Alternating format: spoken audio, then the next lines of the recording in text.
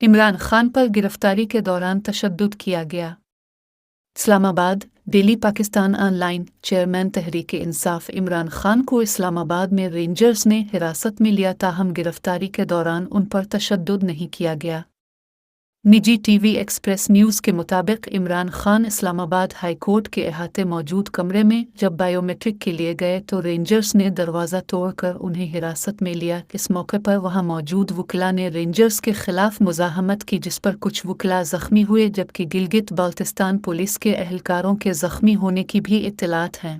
IG Islamabad का कहना है कि इमरान खान पर किसी किस्म का तशद्दुद नहीं किया गया।